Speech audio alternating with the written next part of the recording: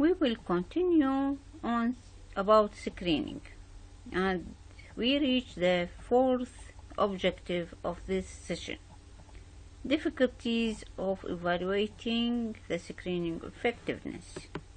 We said that evaluating screening tests first, performance measures and feasibility. Performance measures about validity, which is pre-test criteria, and second, predictive values, post-test criteria, and reliability or repeatability and feasibility. Validity, that means sensitivity and specificity. It also called accuracy of the test, means all true results divided by all results. That means true positive plus true negative divided by grand total. Feasibility, acceptability of the test by the target population. That means the test should be safe, non-invasive, not costly. Cost effectiveness of the program, that means burden on health system. So it must be important health problem to be cost effective. Proportion of target population, cost per case, and total cost of the test. Rate to treat. What is the percent or rate that should be treated? And follow up for detected cases, and who are followed up to screening, another screening or another diagnostic test. Another evaluation of effectiveness of a screening program is the efficacy. Efficacy to lower morbidity and mortality. Here a clear-cut point and an objective measure to routinely evaluate a screening program is the specific mortality, taking into account factors like lead time bias, which is introduced by the test itself. So it must evaluate specific mortality rate, not just lead time bias, and not just depend on survival rate, because there is lead time bias will be introduced and discussed for you later. So, difficulties of evaluating the effectiveness of screening program. Methodological issues in screening. There is bias. Bias are problems of non-randomized program. The selected program. B. Ethical issues. Ethically, randomization is not done in cases of disease that early detection will save or prolong life. So it is not ethical point to not do screening test for some persons, especially if it is life-saving. C. Limited follow-up to those with negative findings. When we do screening tests, there is negative results and positive results. These negative results mostly will be lost to follow-up. Evaluating of screening validity, that is mean sensitivity and specificity, is not actually applicable, as the limited follow-up of those who test negative, because test negative will be lost, and we cannot follow them to know if they are false negative or true negative.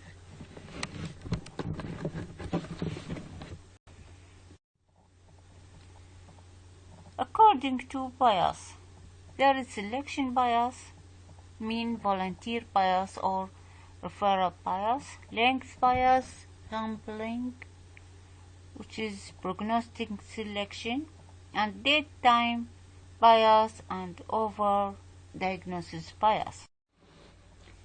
Volunteer bias, or called referral bias. Those who attend volunteer to screening program are two types: either healthy but obsessive people who will bias the result toward the negative direction. So they are healthy but worried about their health, so do screening test and will get a negative result or a negative direction. That means they are normal. Another part of volunteers, another category of volunteers who are risky people, people at risk, have family history or risky lifestyle. They are worried about their health because they know they have a risk, so do screening test, and this will give direction to toward the positive results. The problem is that the examiner doesn't know in which direction the study will be biased. Length time bias, prognostic selection. Screening programs pick up slow-growing disease better than fast-growing ones. Diseases that are detectable are more likely to have a favorable prognosis. Could lead to false conclusions that screening is beneficial in lengthening the lives of those found positive.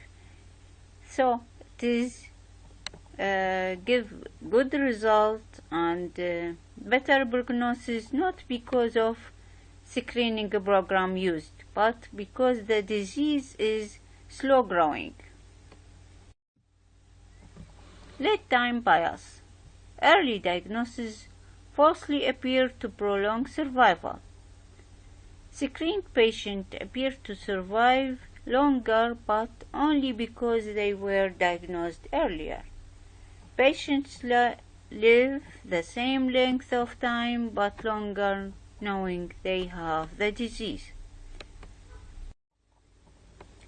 So, an example of late time bias.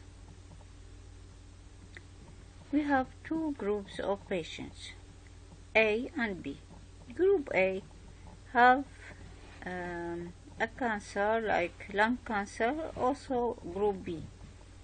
But group A, the cancer develop at a certain age and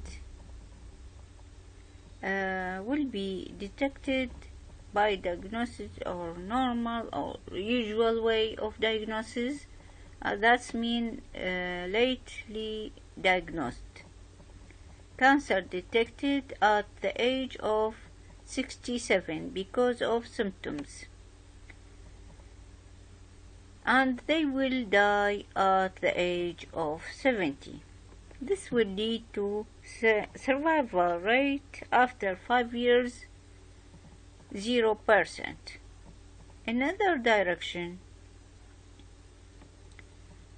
with screening, group B, the cancer began also at the same or another period or another age, and will be diagnosed by a screening test at the age of 60. And also they will die at 70 years, at the age of 70.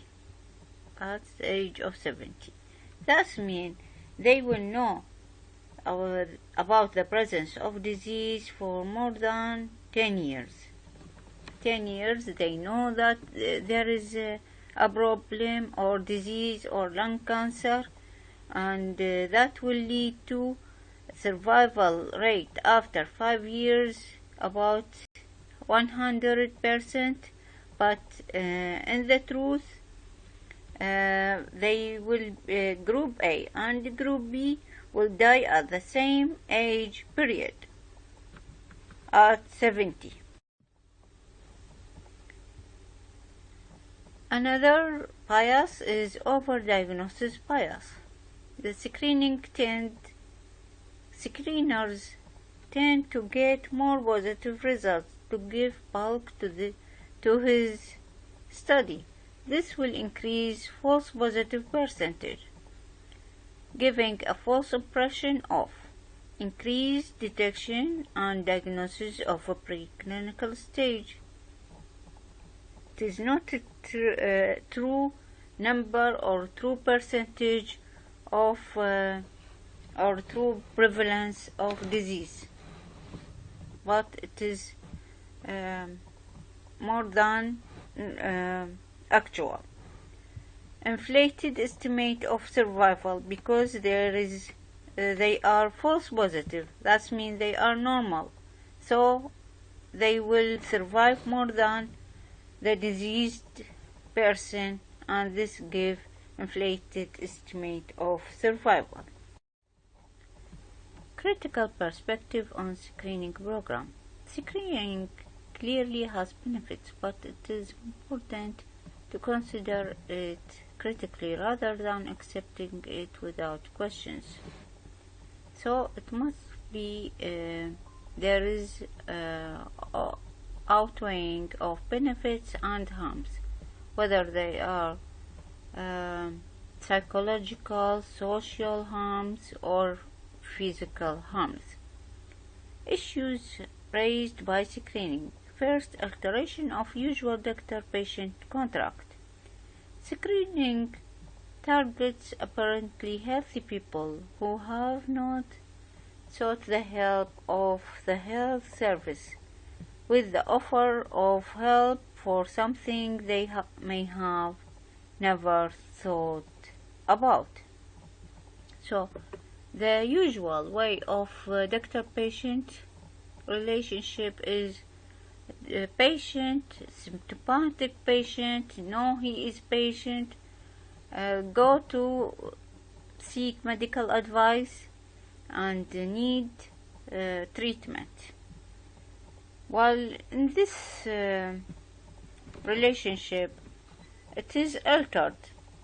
The doctor went to the apparently healthy person and go or advise him for screening.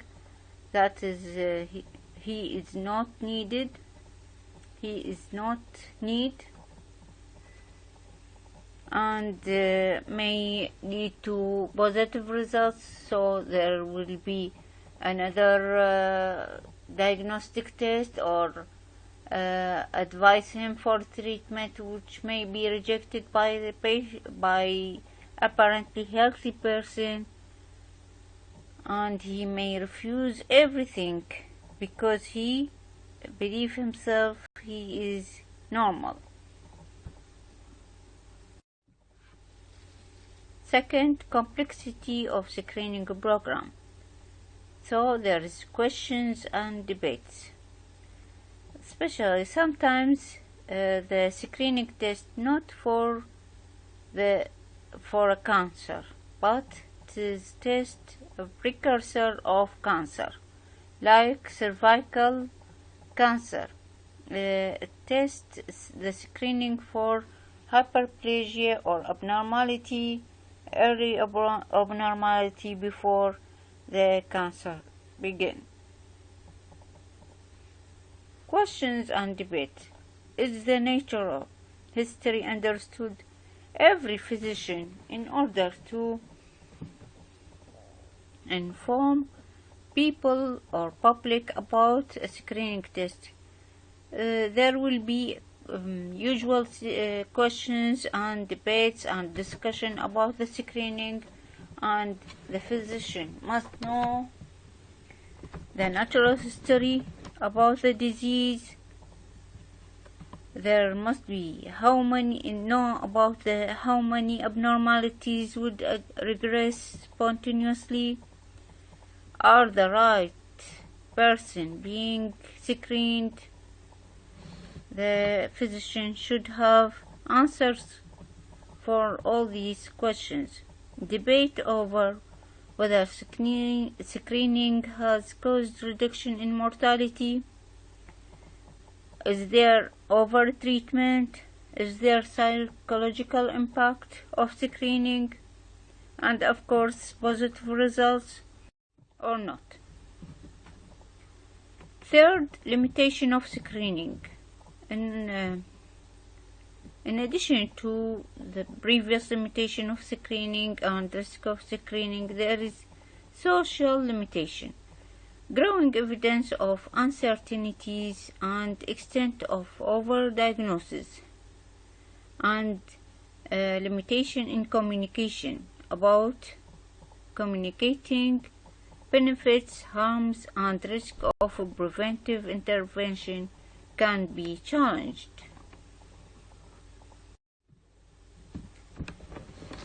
Sixth objective of this session is examples of screening program in Iraq. Premarital screening, infectious disease in pregnancy, especially sexual transmitted diseases, newborn physical examination, newborn hearing, preschool exam, diabetes and hypertension, breast and cervical cancer screening. Seventh objective is about sociological critiques of health promotion and screening. Sociological critiques of screening. Victim blaming, like screening for STDs, sexual transmitted disease. If he is screening and he is positive, this will lead to victim blaming. Individual encouraged to take responsibility for own health. Equality and equity in screening. Are all equally able to do screening? Is there fair about screening? Individualizing pathology. There is differences between persons, between families, between people in the community and society. Individuals and population increasingly subject to surveillance. This is called surveillance critiques. Health and illness practices can be seen as moral. Non-attendance as deviant or irresponsible. Social constructions. Is screening targeted more at women than men? This is called feminist critique. All these critiques and another critiques we are discussing in health promotion, all these are true about any preventive measurement or any health promotion measures. This is social critiques. In summary, screening is an important issue. They need to be very carefully and critically evaluated. The consequences of screening are important to understand. The risk and benefit are borne by different people. Most diseases are not amenable to screening. And lastly, thank you for your listening.